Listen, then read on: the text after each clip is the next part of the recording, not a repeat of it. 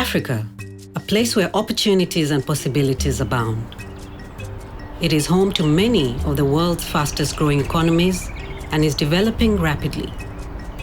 But Africa also has many challenges, not least of which is climate change.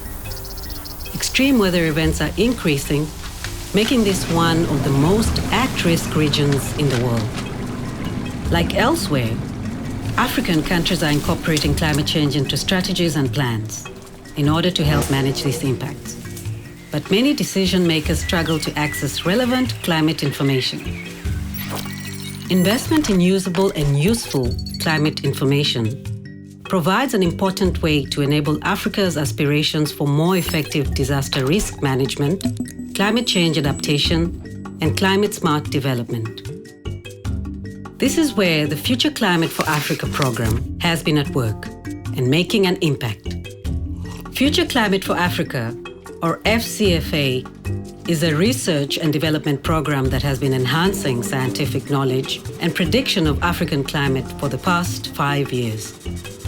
FCFA is improving scientific understanding of how Africa's climate is changing, ensuring that decision makers are able to incorporate relevant climate information when making key decisions, and funding new scientific research while helping grow future generations of African scientists. FCFA consists of 5 research teams with more than 200 researchers. One of these teams is Impala, which has focused on enhancing modeling and understanding of Africa's climate through improved simulations of key processes in a global climate model at the UK Met Office. Impala has also developed the first Pan-African climate model, called CP4 Africa.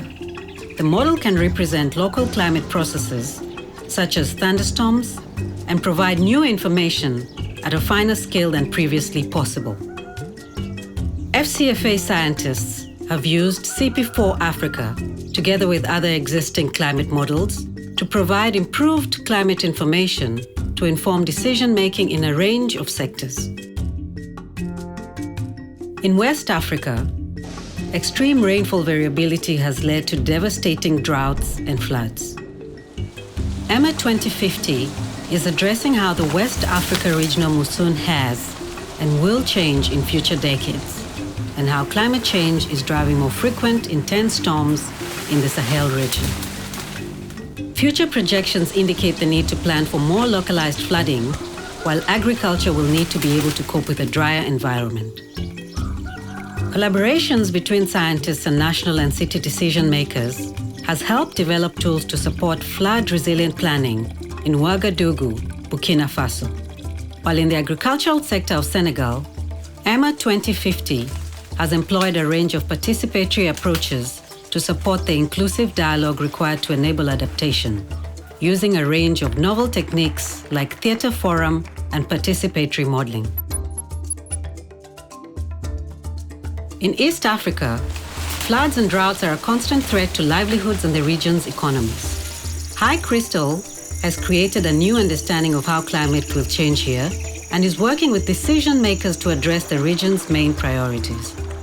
In urban areas, High Crystal has helped to improve management and infrastructure planning for urban water and sanitation systems to improve climate resilience, especially to floods that are expected to increase.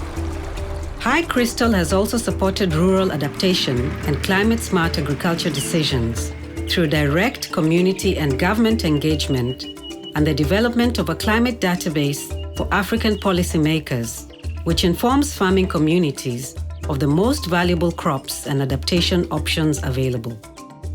In Malawi and Tanzania, predicting the climate is difficult due to their position between the major climate systems of Southern and Eastern Africa. This is why Impala has adopted an approach that factors in a range of possible future outcomes and uncertainties. Impala uses a transdisciplinary approach to enhance collaboration with key government agencies to develop climate information relevant for decision-making and long-term planning. For example, Impala collaborated with High Crystal to analyze risks and adaptation options for tea plantations in Malawi and Kenya, where knowing the future climate is vital for the sustainability of long-lived tea crops.